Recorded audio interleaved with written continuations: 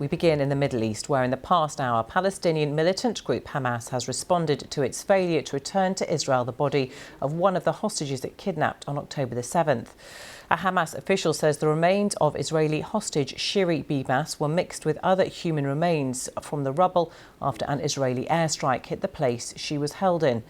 Israel's Prime Minister Benjamin Netanyahu says Hamas will pay the price for what he called an evil violation of the ceasefire agreement.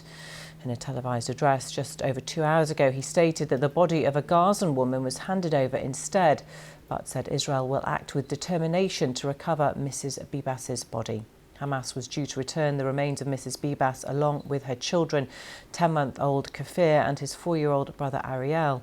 Israel has confirmed that the fourth body returned on Thursday was that of veteran peace activist Oded Lifschitz. We will act with determination to bring Shiri home, along with all of our captives, both the living and the fallen, and ensure that Hamas pays the full price for this cruel and evil violation of the agreement. Well, our Middle East regional editor Sebastian Usher says the mood in Israel has changed today.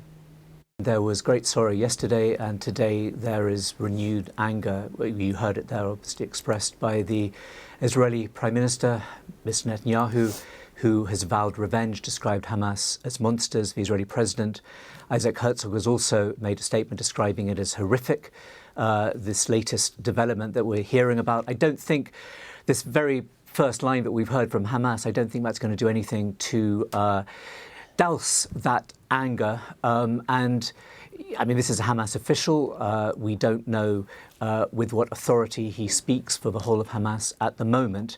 But it does seem, one has to say, in an immediate reaction, odd that if they knew this beforehand, when they put Shiri Bibas's body, or what they say is part of her remains of her body, in the coffin, that they didn't alert Israel to that fact, knowing that an in-depth forensic investigation would discover exactly that fact.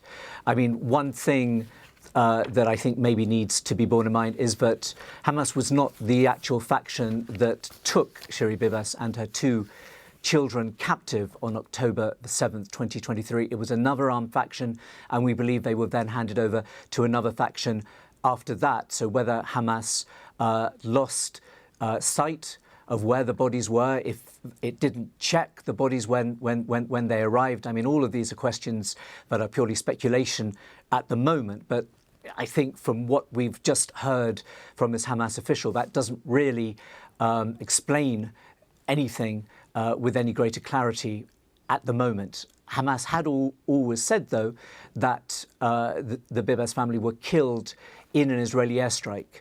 The findings that Israel issued overnight from the forensic investigation said that the 2 bodies of the children that the investigation found were indeed Kfir and Ariel, that they had been killed by terrorists, as they were described by the Israeli military. So from the Israeli side, countering what Hamas had said way back. I mean, this was back in November 2023. So this is a very complicated situation at the moment. What is clear is that, as you were saying, the anger, the emotions in Israel over this have risen to a new height, and one has to wonder what the effect will be on the ceasefire deal, which is continuing. We are expecting to see 6 Israeli living hostages released tomorrow on Saturday, and a large number of Palestinian prisoners freed as well. As far as we know, that is still going to continue. And then 4 more dead bodies of hostages are due to be handed over by Hamas to Israel next week, and that would be the end of the first phase of the ceasefire. The second phase, which would see all the remaining hostages, alive or dead, freed, and would move towards a complete Israeli withdrawal from Gaza and a permanent end to hostilities there. All of that is in abeyance at the moment. The talks that were meant to start haven't yet started. We were hearing from Israeli officials that they should start this week, but we haven't yet heard a date. But there's no doubt that these latest developments will be another obstacle in that way and will again be a threat to the continuation of the deal.